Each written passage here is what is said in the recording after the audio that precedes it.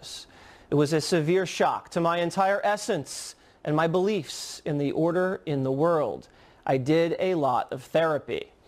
Nell Gibbon-Daly is a psychotherapist and mental health journalist who has treated several patients like Rosie who are experiencing so-called Trump anxiety.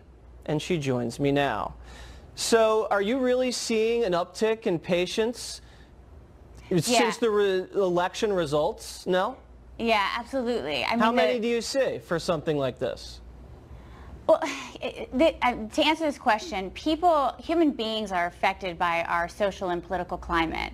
And if people are under stress and they feel anxious about the world at large, then they come into therapy to try to treat the stress. And we don't just treat the individual. We can't just look at someone as an individual. We have to actually look at the community and the world in which they are functioning and living. Okay, and so like what kind of age group comes in to see you to talk about their Trump stress? All ages? All ages. And I would say that it crosses political affiliations. Oh, are there really Republicans that are stressed out about Donald Trump too?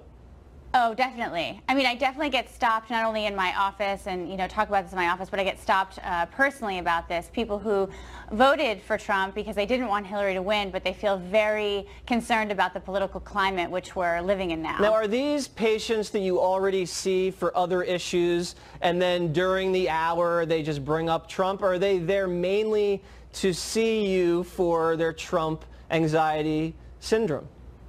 Well, there's nothing official called a Trump anxiety syndrome. I know, I just coined it, so I just want to say that. Definitely after the election, leading up to the election and then after the election, I saw a lot, I would say especially young women, and again, I practice in New York City and in Connecticut. I saw a lot of young women between the ages, I would say, of like 16 and 30 who were really, really upset. And what do they tell you when they come sit down on your couch? Are they experiencing physical symptoms? Are they worried? What are they worried about? I mean, yeah, and we can see how that manifested in terms of all the marches that took place after the election. I mean, people literally took to the streets. They didn't know what else to do with all of their anxiety that they were feeling that he was elected president. So they started mobilizing and going into politics in their own small way. But what are they experiencing kind of physically and emotionally, and what is it about? Are you talking specifically after the election? Yeah, the patients, what do they tell you they're really worried about specifically? I mean, a lot of them were specifically worried about the fact that Trump was going to be the person who was leading the country and that his policies were going to dictate what their future looked like. And like what policies were they mainly worried about? I think a lot of people were very worried about the immigration policies. I think... So did you see a lot of illegal immigrants that are worried about being deported? Well, yes, not only do I see people who are of all different ethnic races and in all sort of different stages in immigration, but people who know somebody who also is in some sort of immigration process.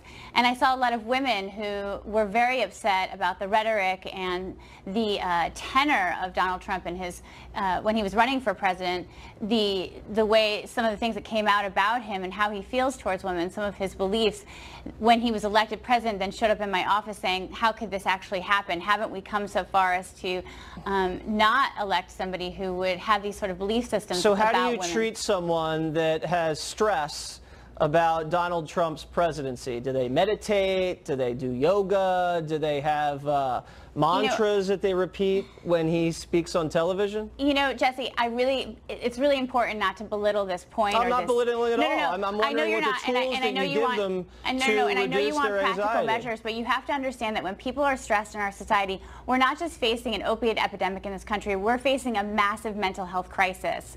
And it cannot be said enough. 1 of every 6 Americans in this country is on psychiatric medication. 1 of every 4 women is on psychiatric medication.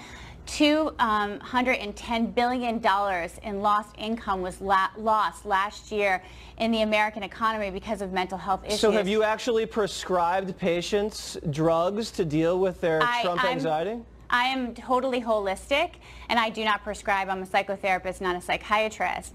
And I'm also a mental health journalist, so I look deeply at what's causing people to feel so much stress and anxiety in our country today. And when you take a look at what happened in Las Vegas, when you take a look at what happened in Charlottesville, what people are feeling about the tensions building with North Korea. No, I agree. Listen, we're living in a very, very dangerous time internationally as well as domestically with the shootings and the hurricanes and things like that. But with all due respect, do you think the generations these days that are coming to see you, do you think they've gotten a little soft when they need to see a psychiatrist to deal with the president?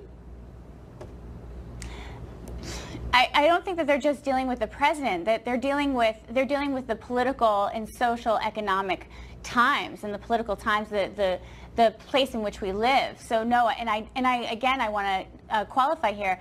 I don't just see young patients. I see people who are in the age ranges of 18 to 65. Okay. So, and again, across political affiliations, All right. People are stressed, people are worried, and well, is there? Listen, if the president can do anything to reduce the stress of the country, you just, let us know, because I know he watches Water's World. And again, Nell, thank you very much for coming on. I have to give it to the president that he is talking about the opiate epidemic in this country, which is great. Yes, he is. All right.